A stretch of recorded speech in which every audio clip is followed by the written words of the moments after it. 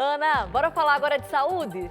Exatamente, Renatinha. Hoje é dia de Você, o Doutor, que traz como tema um problema relativamente comum na vida de muitos casais brasileiros que não conseguem ter filhos.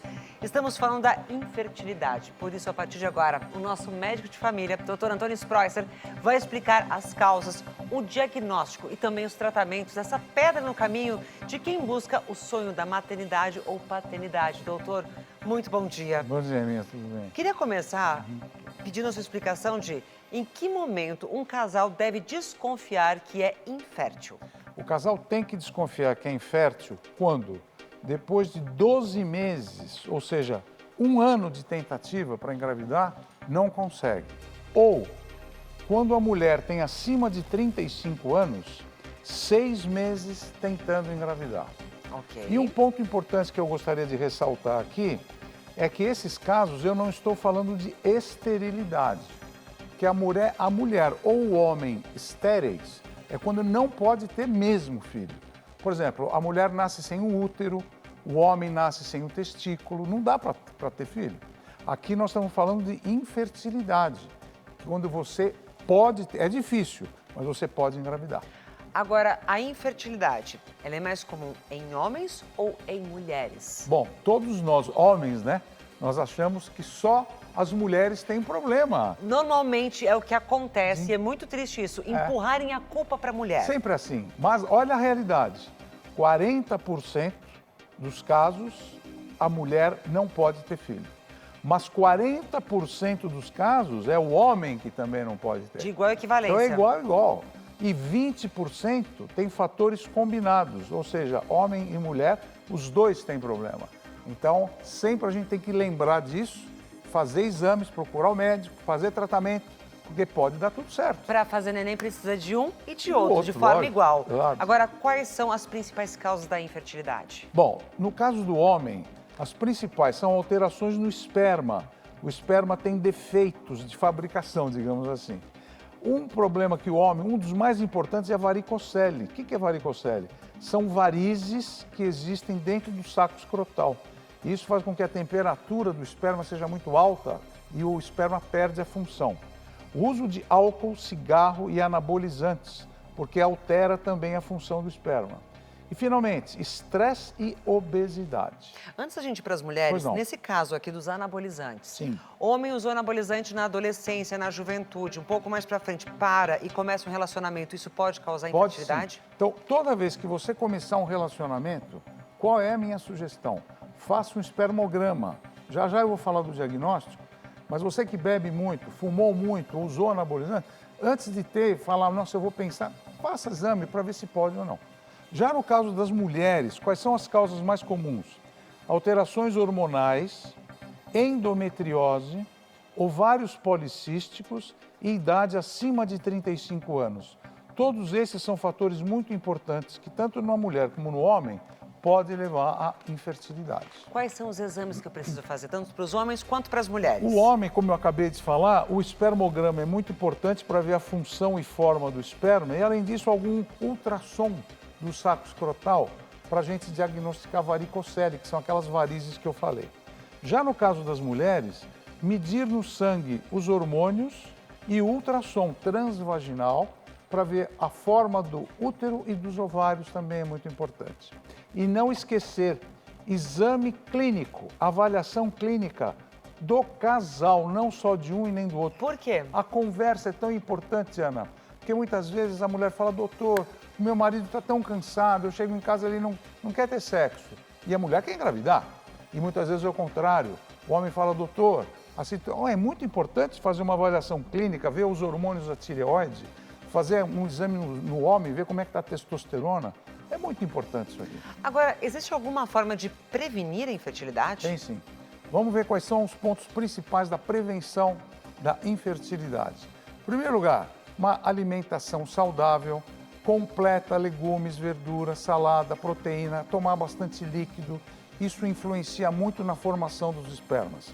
Atividade física, tanto para o homem como para a mulher. A mulher é fundamental lembrar que o peso tem que estar normal. Quanto menos obesa eu estou, melhor é. E para isso, cuidado com drogas, álcool e cigarro. Está comprovado que essas substâncias todas alteram os ovários, o ovário da mulher, com óvulos e o esperma. E faça consulta regular. Não é uma vez por ano, a cada 2 anos, eu quero engravidar, eu vou de vez em quando. Não, é ter uma continuidade, fazer os exames e ver o resultado e tratar disso daí, né? Agora, doutor, tenho uma vida saudável, meu peso está em dia, mas mesmo assim, tem o diagnóstico de infertilidade? Sim. Tem alguma solução? Tem alguma coisa que eu possa fazer? Tem 2 métodos muito importantes, né? A FIV, que é a fertilização in vitro, e a inseminação artificial. Vou mostrar para vocês a fertilização in vitro, como é feita. A gente estimula o ovário da mulher com hormônios, né? Ele vai soltar o óvulo, e aí o que a gente faz? A gente põe uma cânula dentro do ovário e tira o óvulo, alguns óvulos. E nesses óvulos, nós vamos colocar o esperma do homem diretamente dentro do núcleo, chamado intracitoplasmático. Aí é uma fecundação in vitro feita no laboratório, é chamada de alta complexidade. Aí os embriões vão ser formados e a gente pode escolher os embriões, geralmente 2, 3, 4 embriões. Aí vocês estão vendo a formação do embrião, né? A célula está multiplicando. E a gente pega esses embriões agora, coloca com uma sonda dentro do útero da mulher. Então, aí no útero, eu já vou colocar um embrião pronto já, 3 ou 4. E esses embriões vão grudar na parede do útero e aí vai crescer o embrião e pode ser que 1 ou 2 fiquem gêmeos ou não. E aí, agora, o outro método é a inseminação artificial. É um método menos complexo e não usado em casos muito graves.